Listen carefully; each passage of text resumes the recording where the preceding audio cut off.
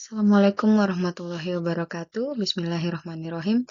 Pada video kali ini saya akan mempresentasikan analisis peran administrasi rumah sakit dalam mendukung 4 fungsi IKM, yaitu promotif, preventif, kuratif, dan rehabilitatif dalam studi kasus RS tipe B. Sebelum saya memulai presentasi, izinkan saya membaca studi kasus pada pertemuan 3 kemarin. Studi kasus sebuah rumah sakit tipe B Kalimantan Timur menghadapi 2 tantangan besar. Yang pertama, kasus penyakit kronis, hipertensi dan diabetes mellitus. Edukasi kesehatan masih terbatas. Program screening rutin belum optimal. Pasien kronis terus meningkat setiap tahun. Dan yang kedua, kesehatan ibu dan anak. Angka komplikasi kehamilan cukup tinggi. Edukasi gizi dan perencanaan persalinan masih minim, serta kondisi administrasi rumah sakitnya, belum ada unit khusus pengelolaan untuk penyakit kronis, koordinasi antara bidan, dokter, dan manajemen belum optimal, dan belum ada sistem monitoring jangka panjang untuk pasien kronis maupun ibu hamil. Nah, pertanyaan diskusinya adalah, yang pertama, kita fokus kepada mahasiswa ARS karena saya sendiri mahasiswa ARS. Identifikasi fungsi promotif, preventif, kuratif, dan rehabilitatif yang harus diperkuat di rumah sakit. Yang kedua, analisis peran administrasi rumah sakit dalam mendukung kedua isu kesehatan kronis dan maternal. Rencana strategi manajemen RS untuk meningkatkan aktivitas pelayanan. Nah, jadi presentasi kali ini saya akan membahas pertanyaan diskusi yang telah dipaparkan pada studi kasus pertemuan 3 sebelumnya. Oke, sebelumnya izinkan saya memperkenalkan diri. Nama saya Maura Nur Bintang Maharani dengan NIM 251326110197 dengan program studi S1 Administrasi Rumah Sakit dengan mata kuliah Ilmu Kesehatan Masyarakat yang dibimbing oleh dosen Pak Ardan SKM MKes. Oke, di presentasi kali ini atau di dalam cakupan materi ini ada 5 poin, yaitu yang pertama ada pendahuluan, dan yang kedua ada identifikasi masalah, dan yang ketiga ada analisis fungsi KM, dan yang keempat ada rekomendasi untuk mengatasi masalah ini, yaitu dari mahasiswa ARS, terutama saya sendiri, dan yang kelima ada kesimpulan. Oke, yang pertama ada pendahuluan. Tujuan ilmu kesehatan masyarakat adalah meningkatkan derajat kesehatan masyarakat ke level optimal. Ini meliputi pencegahan penyakit, perpanjang usia, harapan hidup, dan pengurangan kesenjangan pelayanan. Ada 4 fungsi IKM atau pondasinya. Kesehatan masyarakat dibangun atas 4 pilar, yaitu promotif, meningkatkan kesehatan. Nah, bagian promotif ini adalah bagian edukasi serta promosi yang biasanya seharusnya dilakukan oleh pihak puskesmas, tetapi ini juga bisa dilakukan secara digital, karena di era sekarang semua serba digital. Jadi bisa sekiranya bisa membuat podcast atau video edukasi atau poster yang menggambarkan bahwa kesehatan itu sangat penting dan cara pencegahannya. Dan yang kedua ada preventif. Preventif itu mencegah agar seseorang ataupun masyarakat sekitarnya tidak terkena penyakit atau sudah sakit. Nah, contohnya preventif itu mencakup seperti imunisasi pada balita, terus suntik corona karena kemarin ada virus corona ya, Dan yang ketiga ada kuratif. Nah, kuratif ini bagian pengobatan. Jadi, kuratif ini biasanya dilakukan saat sudah di rumah sakit.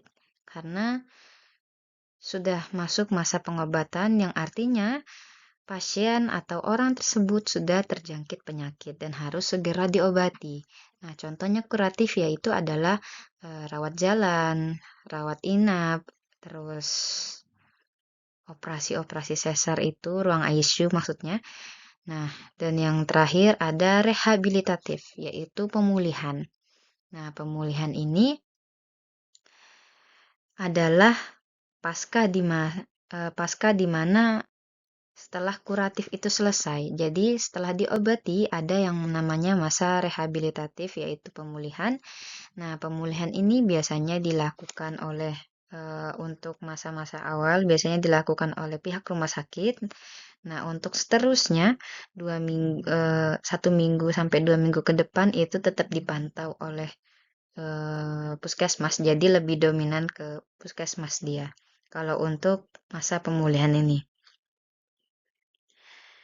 Peran administrasi rumah sakit sangat penting sebagai manajer sistem. Kita harus menjamin mutu pelayanan, mengelola sumber daya atau SDM, dan yang terpenting memastikan keempat fungsi IKM berjalan seimbang dan berkesinambungan di rumah sakit. Nah, dan yang kedua ada identifikasi masalah kesehatan, studi kasus RS tipe B Kaltim. Yang pertama ada penyakit kronis, DM, diabetes mellitus ya, dan hipertensi. Edukasi kesehatan terbatas dan program screening rutin belum optimal. Akibatnya, jumlah pasien kronis terus meningkat setiap tahun. Secara administrasi, RS belum memiliki unit khusus untuk mengelola pasien diabetes dan pasien penyakit kronis. Dan yang kedua, ada isu kesehatan ibu dan anak. Nah, ini angka komplikasi kehamilan cukup tinggi dan edukasi gizi atau perencanaan persalinan masih minim atau belum stabil. Masalah krusial, deteksi dini resiko kehamilan sering terlambat dilakukan. Sehingga dapat menyebabkan yang beresiko tinggi mungkin tidak melakukan kontrol terhadap ibu hamil pada trimester awal. Dan yang ketiga, kelemahan sistem administrasi. Koordinasi antara staf klinis, bidan, atau dokter, dan manajemen kurang optimal. Dan belum ada sistem monitoring jangka panjang untuk pasien beresiko tinggi. Oke, masuk poin ketiga. Yang pertama itu ada analisis fungsi kesehatan masyarakat. A. Fungsi promotif, meningkatkan kesehatan dan edukasi. Nah, kelemahan di studi kasusnya, fungsi ini sangat lemah karena edukasi masih seadanya.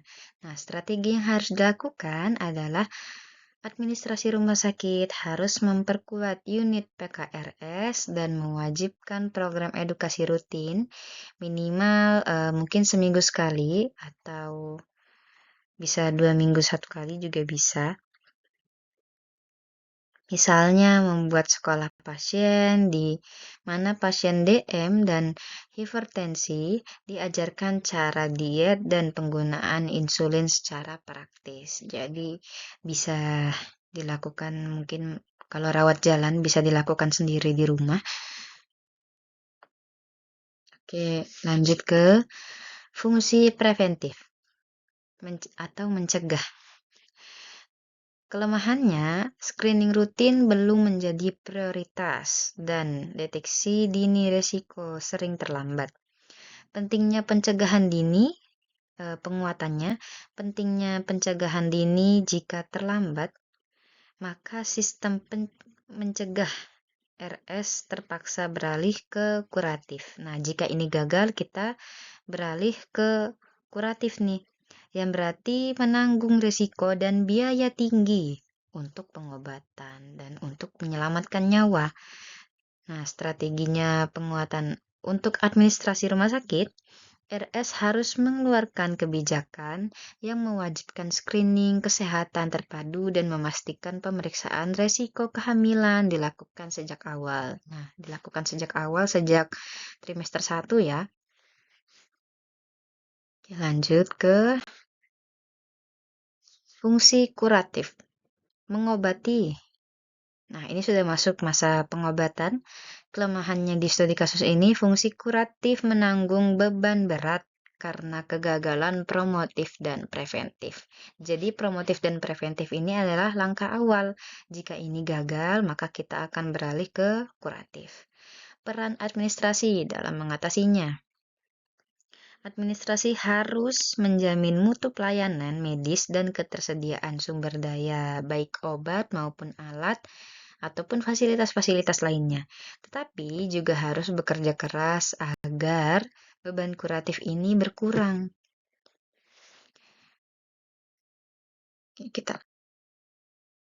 Oke, lanjut ke fungsi rehabilitatif atau masa pemulihan.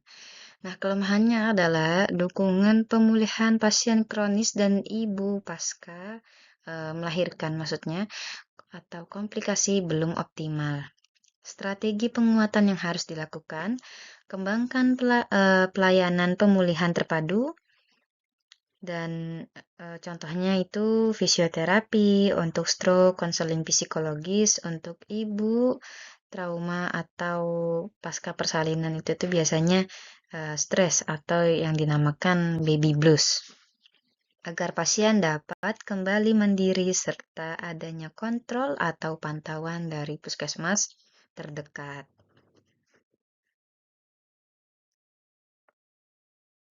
Oke, lanjut ke yang poin 4, yaitu strategi manajemen RS. Nah, ini di sini saya menuliskan prodi. Yang pertama ada strategi struktur organisasi. Membentuk unit pengelolaan penyakit kronis atau yang biasanya disebut UPPK, unit yang menjadi tim khusus untuk fokus mengurus follow up dan edukasi pasien DM atau diabetes mellitus dan HT atau hipertensi secara terpisah dari rawat jalan biasa. Dan yang kedua ada strategi SDM dan koordinasi. Administrasi rumah sakit harus membentuk tim koordinasi multidisiplin dan mengadakan pertemuan rutin untuk membahas kasus resiko tinggi, sekaligus melakukan evaluasi di sini, sekaligus memperbaiki komunikasi antar staf yang kurang optimal. Dan yang ketiga ada strategi sistem informasi. Nah, kembangkan sistem informasi manajemen RS yang terintegrasi, serta sistem ini harus mampu melacak dan memantau riwayat pasien kronis dan ibu hamil, risiko tinggi setelah mereka pulang atau kembali ke rumah. Ini penting untuk memastikan kesinambungan pelayanan hingga tuntas. Dan yang keempat ada strategi kebijakan. Nah, susun standar prosedur operasional atau biasa disebut SOP yang menjamin mutu dan keselamatan pasien pada alur screening dan penanganan komplikasi. Oke, baik. Akhirnya kita sampai ke poin terakhir, yaitu poin kelima, kesimpulan.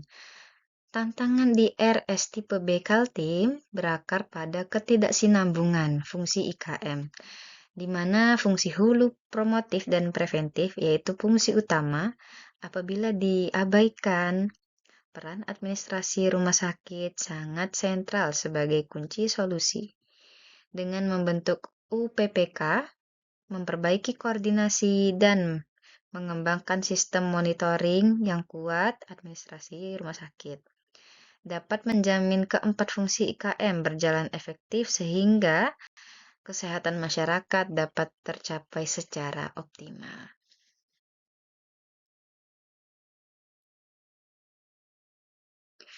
Oke, sampailah kita di penghujung atau slide terakhir dari presentasi saya. Kurang lebihnya saya mohon maaf dan saya ucapkan terima kasih bagi yang menonton video saya dan terutama bagi dosen yang telah membimbing mata kuliah ilmu kesehatan masyarakat ini. Dan mohon maaf apabila penjelasan atau paparan saya kurang jelas atau kurang dipahami. Kurang lebihnya saya akan terus berusaha untuk memperbaiki di masa yang akan datang. Wassalamualaikum warahmatullahi wabarakatuh.